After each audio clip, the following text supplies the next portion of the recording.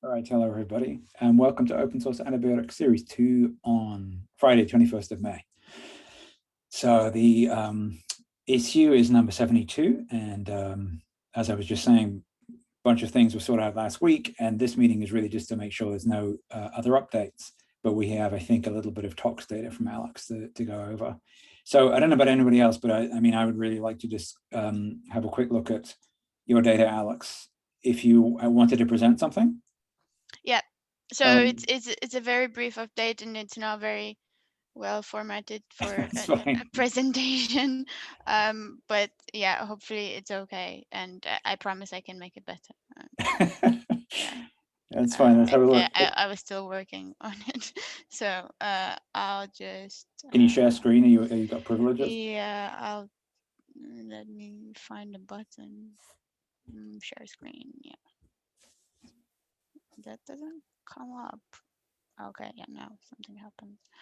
Okay, so this is basically it. I don't know if you can put presenter on. So like I say, it's not very nicely formatted and it's maybe not easy to see. I just put side by side everything that I've done so far on all of the compounds. I thought this is best to for comparison purposes. Just to briefly remind you, so when you asked me to come on board and do some work on this project, I thought it was best to follow the COD protocol, and just to make sure that we're getting similar results in terms of, yeah, just to make sure that everything is translatable, replicable, and so on. Yeah, so they are using resazurin as a detection method for cell proliferation, and our preferred method of detection is something called MTT, which is a tetrazolium dye. So the difference is that for resazurin you have a fluorescence output, whereas for MTT you have a colorimetric, so it absorbance at a certain wavelength for that dye. Um, so I have been doing both of these in parallel for most of the compounds. So what I showed at the first meeting was that for the, I don't know, like what is it called? Like their tamoxifen, which they were using as a standard drug, I suppose, to check that everything is going all right. I got similar numbers from both resazurin and MTT. And then what I presented at the meeting was mostly MTT data. But in the meantime, like I said, I mean, I also discussed with Dana at some point, and you guys said that for going forward, you would prefer to have something that is just the same as before, because then it's easy to compare. So, like I say, I've been using both of them in parallel. Um, so I think from the previous series 821 to 870, it looked like pretty much all of them are quite toxic at all of the concentration tested, apart from 861 and 862. I think the brief update I gave to Dana in the meantime, it looked like, because I had done resazurid for this, it looked like Na3 was not as toxic as before, so it would be similar to 861 and 862. But in the meantime, um, I was when I then did the MTT, I actually was able to calculate an IC50, and it looks like it's similar to the other ones that I tested. So I'm not sure. I think this neither one of the detection methods changes the order of toxicity, so that's one thing to bear in mind. One thing I'm not happy with here is that apart from, well, as in, so everything follows what I said before, that whether it's resazurin or MTT, it doesn't make a difference. The order is the same, and uh, the the maximum inhibition here is within the error of, well, the statistical error of the assay. But for N83, 983, sorry, um, yeah, it's quite a big difference, and I'm not quite sure why that is. So I wanted to ask whether you guys have spectra of these compounds I could look at. I don't know whether this compound might interfere with resazurin or MTC in that respect. So it's like 40% would be, 40% difference is quite a lot. So I don't know why that is. That's interesting. So by resveratrol would be like, it's similar to 861 and 862. So at all the concentrations tested, we don't see more than 50% reduction in viability of the cells. But by MTT, I can calculate an IC50, and in fact, that concentration is 2 microgram per milliliter for the IC50. And so I'm just trying to think about what. So there's someone who has a better idea of the numbers here. Chip in, please, because I'm just trying to compare these to what we were expecting to get. One other thing I tested, but this is only one repeat. You may remember that at the beginning when I introduced how we would prefer to do the MTT is that, but this would be changing the COD protocol. If we grow the cells for a period of time and ensure that they are in exponential phase, then treat them, remove the treatment, and after that, then allow them to recover. And that what that does is then that we can better discern whether the drug being there just inhibited proliferation, so it just stopped the cells from proliferating, or it's actually cytotoxic and it causes cell death in a way that if you remove the insult then and allow the cells to recover, they don't proliferate anymore because they're actually dead. But if they have just stopped proliferating because the drug is there, they can start proliferating again once you've removed the drug. So this is this column here which says MTT 1 week, so that we grow typically the cells for 2 to 3 days, then add the treatment for however amount of time, in this case 24 hours, and then I allow them to recover for another 48 to 72 hours. And what I see with this is that, and I did it for the previous compounds, what I wanted to see was whether I can get better or more discrete differences between these, because you remember I calculated like 1, 2, 3, 4, so it's not really it's easy to, oh, this is 10 times more or something like that. It's not easy to compare. But what I observe, I mean, again, the differences are not that enhanced, but the standard error is much better. And I would tend to trust this more, just because at least the error is removed. And so even though the values are still small, this is only 4%, whereas here I calculate 25% error. So Right. Okay. But this would mean to change the COAT protocol, and this goes back to my question that I asked Dana in terms of the choice of cell line and protocol. It is really, you need to decide what it is that you're actually wanting to answer and what are the most relevant tools for that, I suppose. Because I said, oh, heck, 293 is, this kind of mutant cell line that biologists use to manipulate a lot, but is that really relevant to a human liver or This partially is why I was thinking fibroblast lines, because MRSA infections usually are in the skin, so that would be something interesting to try, like dermal fibroblasts, if you have them. We have lung fibroblasts. I have a WI38 cell line. I don't know if you are familiar with it.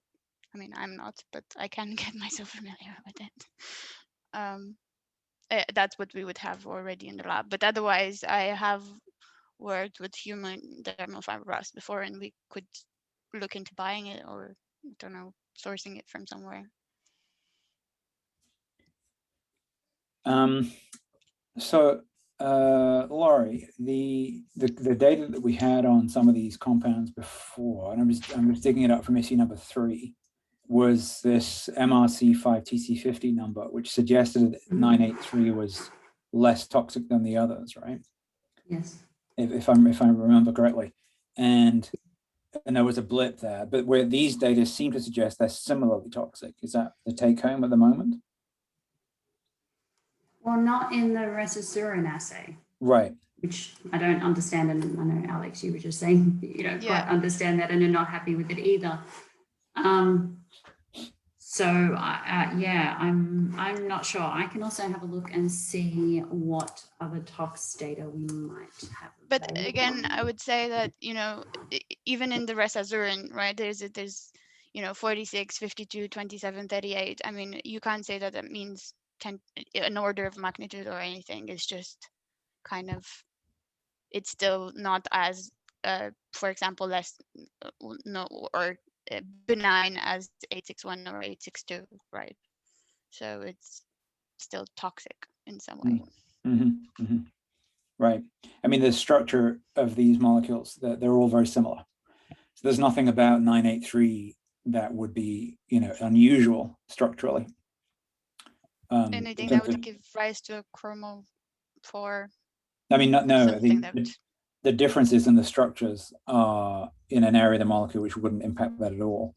I mean, it's just a difference in the alkyl chain that's hanging off the molecule. Yeah, if this is a metal binding type of toxicity, it's not going to be affected really by anything we put on it, unless we actually change the pyridyl functionality itself. So I don't know what's going on here. Do you want to contact Lee Graves and see if we can get more pull downs or see what's up? Or well, I guess we want to make sure that Alex is happy and finished with this first. So that I mean, Alex? What is it that you would do here next to finish this to the point where you're happy with it? I mean, I suppose I could. Again, individually, the errors for these are not definitions. They're quite, yeah. I don't know. I could just do the other two repeats for this method and see, if these two agree more, then I would say there's more evidence towards that rather than the other one. The other thing I could do is keep this protocol and just do the Resazurin detection at the end rather than MTT. If I get, something close to 369, then it's probably toxic. Are there any experiments that you do, Alex, that would help determine the mechanism of toxicity? Do you have any? So I would say that looking at proliferation over this sort of extended period of time where you go from the cells in exponential phase and then they recover and so on is probably more indicative of mechanism. Because, for example, for what I noticed for 821, which is and 822, which are most toxic, you have the dose response curve, but actually the very few dilutions that I've done, so something probably from 32 to 1, actually, they are all very low viability. So it's clearly cytotoxic at those concentrations. So do you have the ability to do like a DNA binding assay? Is it possible this is some sort of strand scissioning agent? That's not something I've ever done. Because with this high cytotoxicity, it almost seems like it's some sort of DNA binding agent, like almost like a anti-cancer drug, like a cyclophosphamide almost. Yeah, I mean, I think there are commercially available sort of still like assay type plate things that don't, require me learning how to do PCR or something. So that's something we could do, I suppose. I think that the washout assay might be an interesting and useful next step, just to sort of follow up on what we're seeing here. But I think we would have to decide which compounds we want to look at for that. And we could potentially get some useful data out of it. What's I agree.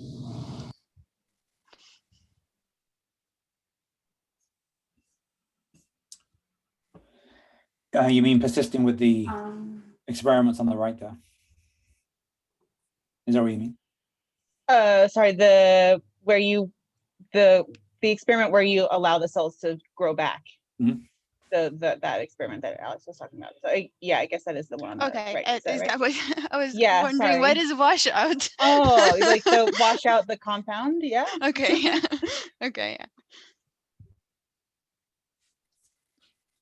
Sorry, can I just ask Alex, what is the slope on the IC50 curves? Do you have that? So yeah, I have the plot, and I can show you, for example, if you, I guess you want to see 983. Right. Yeah, is that, you can see that. So I have managed to put everything in the presentation, but so Sorry, I no, think these, still seeing your oh yeah, sorry, I need to change screen somehow. yeah, Which or screen I'm sharing? program or something. New share, this one, yeah. Yeah. Great. So that would be for 983 over after 1 week. This is so like I say, the fit is even better. It's just everything about it looks better. The error bars are much nicer. I just, yeah. Right. So that's where I trust it more. That's 983. Yeah. Yeah. And sorry, so this one is This is the this is the original but the MTT. original protocol. So Yeah, and the then 48 hours incubation, yeah, 24 treatment, okay, and then this is yeah, the that 1 does week. look a lot better. Yeah, Huh. and I can show you some others.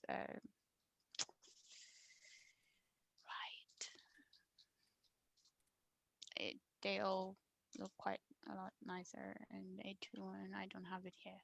That was not 984. I guess you're interested in that. And 984 without. So yeah, generally, I think the error bars is something. Yeah.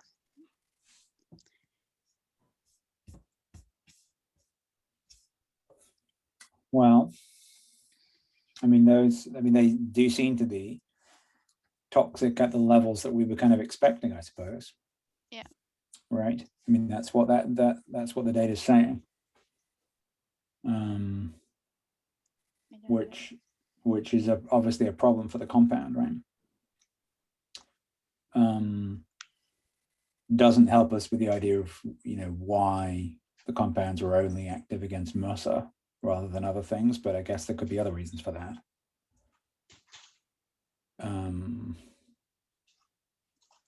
And yeah, I mean, the question of whether this is the right assay is something, but I mean, we see a lot of examples of studies like this where this kind of cytotoxicity, well, the small net window of the selectivity that we're seeing here would be reason enough to stop the series, just because we're not seeing much light between the two of them, right? Unless we, I don't know now. Do we, we change direction now? Do we, look at this as a purely biological thing, this is a weird compound with a weird mechanism of action? Or do we try and push more towards our classic route of this is potentially a new drug, right? That's the whole thing. It would certainly be nice to figure out what they're doing, for sure. That would be very useful to show, why this problem is occurring. Because, if this is a novel cytotoxic drug, who knows? This could be a new leukemia drug, even. We wouldn't know. I mean, I suppose one thing we've been doing is the experiments with Lee Graves. We've been doing the experiments with a MRSA digest, right? That was the experiment, the lysed MRSA themselves. We could, of course, do that experiment and have a parallel experiment with some human cell line, like human leukocytes or something, and cross-correlate what we get. That's actually an interesting idea. Also, the washout assay would be interesting. as well, where you remove the drug and see what happens.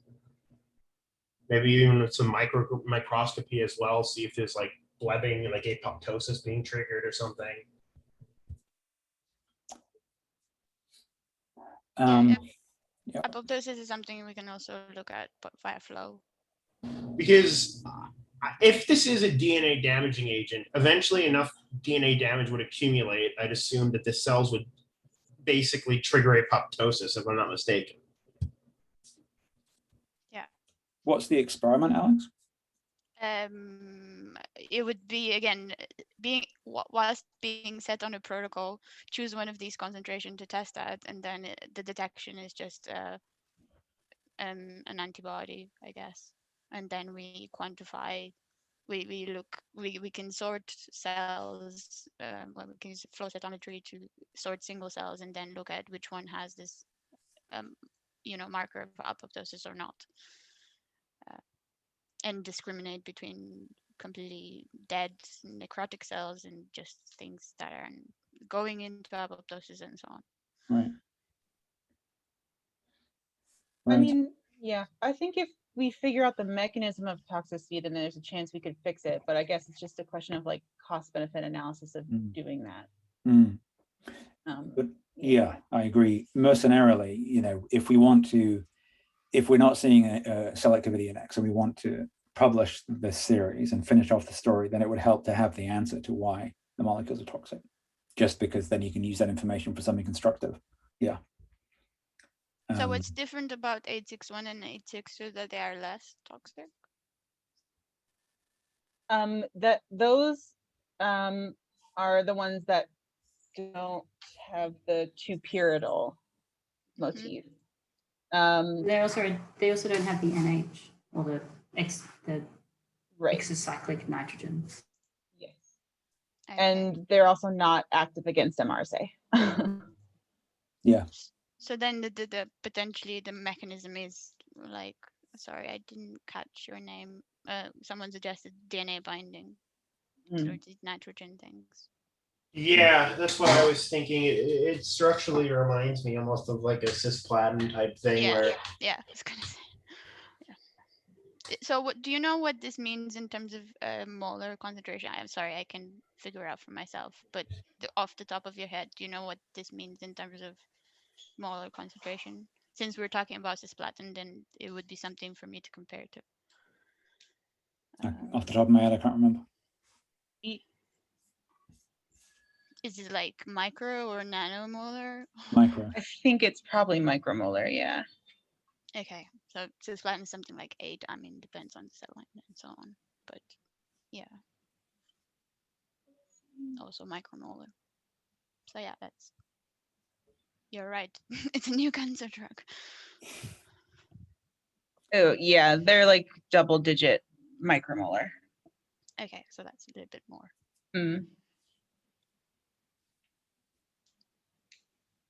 Yeah. I guess if it's not that hard to do the cell washout and apoptosis assays. Okay, I don't know. So now you mean just finish off this part of the. Yeah. Useful for sure. Yeah.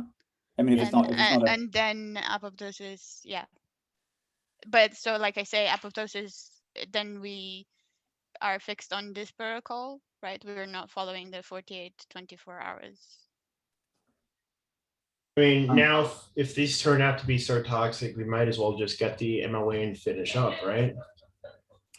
I mean, I think, yeah, to publish something like this, if, as I understand it, you're thinking about completing this table, then that would be a consistent data set across a bunch of compounds, which would help. I mean, that always helps for publishing the story.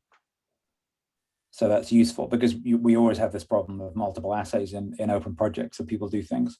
And it's sometimes difficult to compare, but if you're able to generate a complete set, that would be very useful. Yeah. But yeah, so like I say, in terms of apoptosis, I think that's a more, I suppose we could do. It depends on the I guess it's level. not that. Yeah. Yeah, I mean, it depends. I'm not sure how much effort that is for you and how expensive of time and resources, but ultimately, I think the key question is to find out something about the mechanism if we can. And if that would help reveal something about the mechanism, then that would be useful for us. Okay. Yeah, haven't specifically done that before, but I know how to use flow cytometry, so I think it's just a matter of adding things together. But we would have to settle on, I guess, one concentration. Otherwise, it would be an enormous amount of things to do. On one concentration. So I think usually people do IC50. Yeah, sure, that makes sense. Laurie, I guess the general question I have here is about, you know, the general toxicity of these compounds in that case, and I just wonder, is that something you've run up against, or have you not, you know, pursued this core much, and you transferred into other cores, so it hasn't been an issue? What's the, I mean, you know, if with this kind of index, they're just going to be generally killing everything. But is that wasn't a problem because the compounds you made were distinct, right? I mean, that was the main thrust of your series. So, I mean, we have seen some differential toxicity when we've been looking at MRC5. And I would have to go back and have a look, obviously, because the data is on GitHub. And then I would have to go and double check versus PMM in terms of what the toxicity window there looks like. We do have compounds where we have, so we're kind of aiming for like 10-fold selectivity. And so we do have compound as a baseline in terms of progression. We do have compounds that achieve that. We sent a compound in vivo for a PK. I would need to double check whether there was any toxicity that was seen in that study, and also what its MRC5 and PMM values were. So I could do that. Right. And just see, like, does the MRC5 or PMM data indicate the in vivo tox? Right. Yeah, exactly. That's what I was wondering. Helpful. So let me take that on as an action item, and I will double check. Do we now just drop off the compounds that we've synthesized in the lab and just get the final piece? Because this seems a bit concerning now. Yeah, sure. I mean, absolutely. I think just a final estimate, all stable, you know. No, there's a few comments that have been made that need to go in for sure. But I think we need to digest this data and think about whether it's worth making too many more beyond the ones that we've already committed to. I mean, we don't have on 821, just on the data on the screen. You know, I think that's still, I mean, based on the Residurin assay, I guess that's the best one, but it depends on which assay you're looking at. I mean, we're not seeing a necessarily much better compound than, I'm thinking about the mechanism of action stuff, which compound we use. So Lee already has, was it 861 he was sent? So our standard compound, or was it 821, right? 821 was the active with the furan, not the thiophene, right? Yes. Yeah. And it was, the control was something like that, right? I forget what the negative. I think it was 860, but yeah. Yeah. Okay. I mean, I don't know. To me, it looks like he could just continue with that molecule. There's no. Mind you, though, it appears that it's likely that if this is a DNA binding mechanism of action, it's not going to show up on Lee graves. Yeah, well, I mean, I want the experiment done because I want to see what the data say.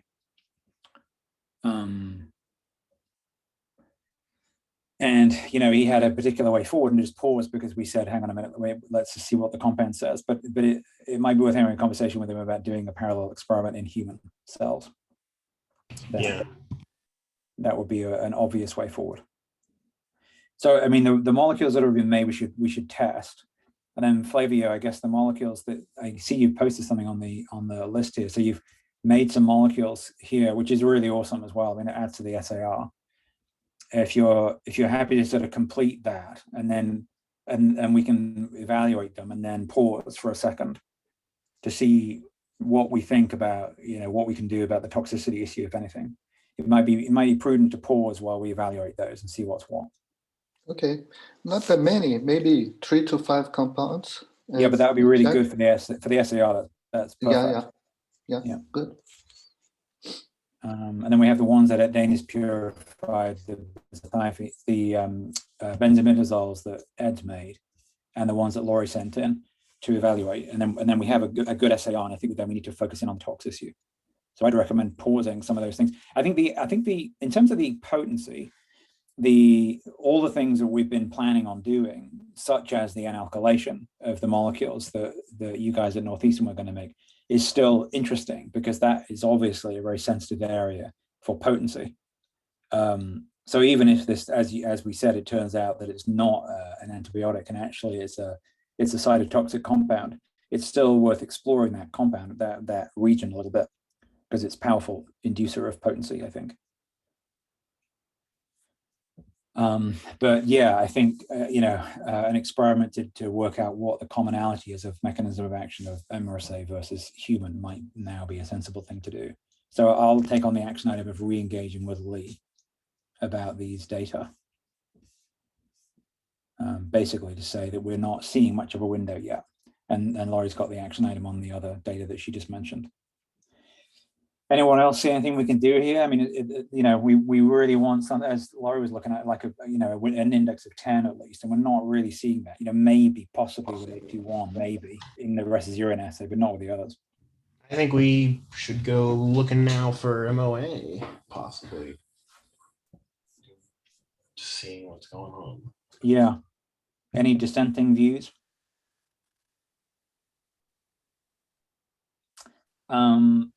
I think it's all just in terms of the molecules we're evaluating. All the molecules are valid. I think that it adds to the paper that we're going to write up. The two commercial ones, Dana, I see from the emails to our guys at UCL that you're on that, so we can order those 2 AMIs that we wanted to get from Anthony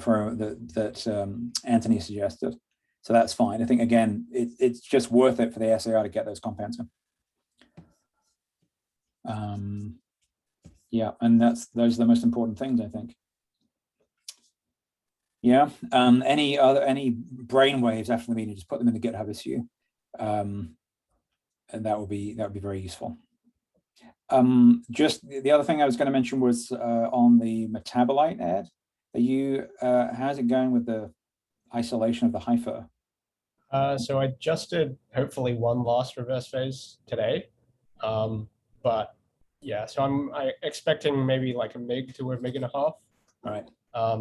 But I have done structural confirmation on the benzofuran parent, and yeah, it does look like it's at that methylene in the bottom where it's hydroxylated. Okay, great. So you mean you compared the NMRs? Yeah. Okay, and that bit's changed, obviously. Yeah. Okay, awesome. So but I mean, if you have a MIG, then that's enough to do a little bit of. I mean, I guess we could, in theory, do a 2D kind of thing. Might not be popular with the NMR people, but you could do a 2D spectrum or something to try and figure out where it is. But yeah, that's good evidence. All right, great. Good. Yeah, I mean, I guess we just want to polish that off just to make sure we've maximally used that sample. So thanks for doing that.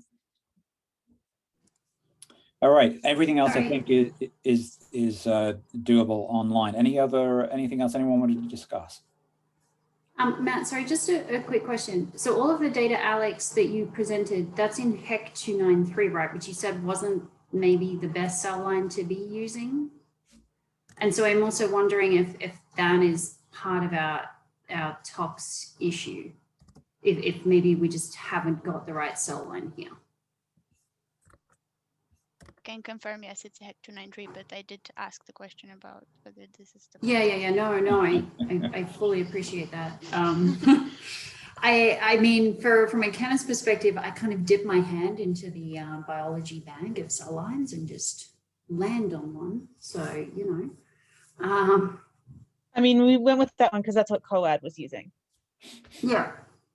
We're being consistent. Yeah. I guess I'm just wondering why MRC5 is showing such different tox for 983. Yeah, I don't know. That's a me question. Okay, thank you. Yeah, that is a way outside my comfort zone question. Again, I can, you know, if it's a few, and I can also just check in a different, I don't know, even cancer cell line, because it will be as quick. So if we go straight to just a human normal cell, then probably some other things need to be optimized in terms of density and how long to let them grow and so on. If they don't grow as fast as HEC293, and they don't grow as fast as cancer cells. I guess we could try it in like a leukemia line if you have one. Don't know off the top of my head. We have many cancer cell lines, but yeah. Why are you particularly interested in leukemia? They're fast dividing cells, they're in bone marrow. So if it's a DNA damaging agent, it will tell us.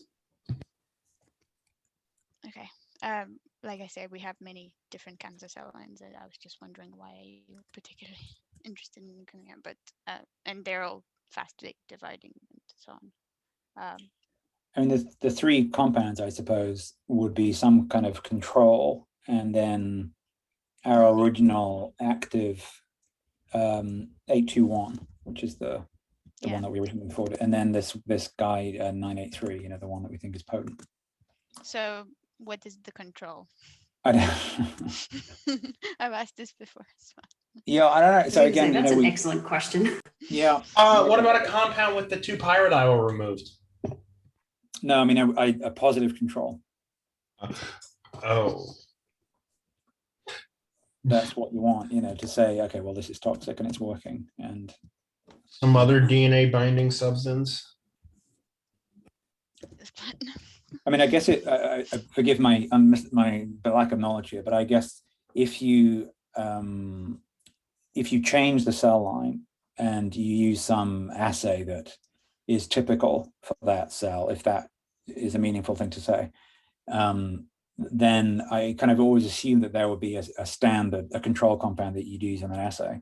But maybe I'm not understanding. So I can use typically cytotoxic compounds. Yeah. So it's typically drugs that are good for cancer. So paclitaxel, right, cisplatin, doxorubicin, right, things like that. Yeah, that's what I mean. Yeah, so something which in that assay under those conditions is known to be effective. Yeah.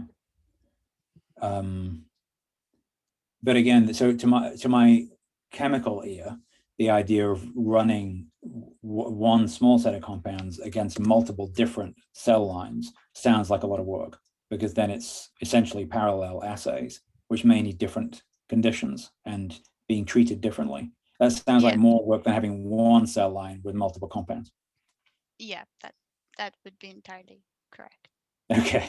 Especially if it's not the cell line that I've worked with before, because I would have to start from the beginning. Unless it's experimenter's choice on what you guys think is the most robust thing for testing potential new anti-neoplastics. What is I guess I could ask the COAD people why they chose that, because of course they churned through an enormous number of compounds looking for antibiotic activity, antibacterial activity, and they chose that. And I wonder if they had advice about what people tend to look for in an antibiotics project. I've never given this much thought. We always just say cytotoxicity without thinking about what we're talking about.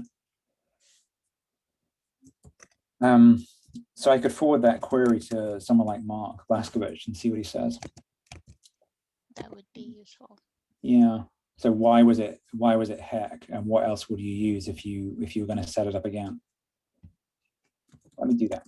So to say something about how we test cytotoxic compounds, so we usually, I think the most interest we've had in cancer is breast cancer and brain cancer in the group. So those are two typical cancers for which we have both mouse and human cell lines in the lab, which we can test against, because we also have in vivo models relevant to that.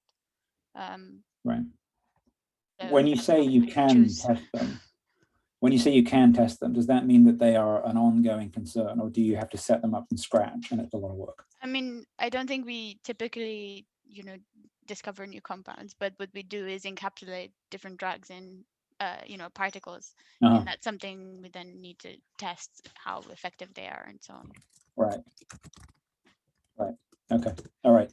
That's really good to know. And obviously, thanks for the data on the screen. That's really great. And thanks for offering just to complete the table here, because I think that's going to be valuable whatever happens when we publish this. I'll, in the meantime, ask around about what to do here about toxicity and whether we're looking at the right cell or the wrong cell. And I'll share that with the group when I have some answers.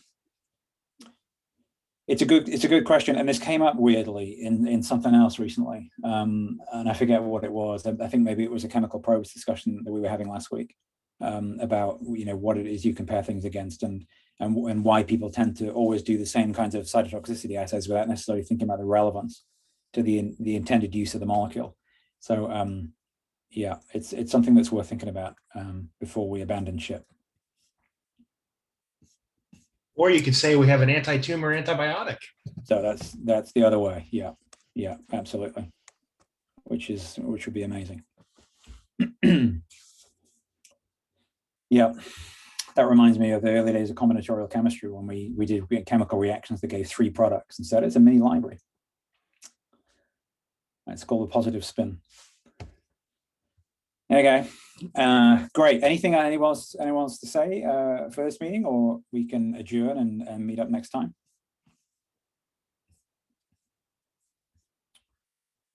Alrighty, if not, well, thank you so much for coming along. Thank you so much, Alex. Really fantastic. Thanks so much for coming along and sharing the data. Thank you. And see you all again next time. Bye. Thanks, Bye. everyone. Bye. Bye. Bye.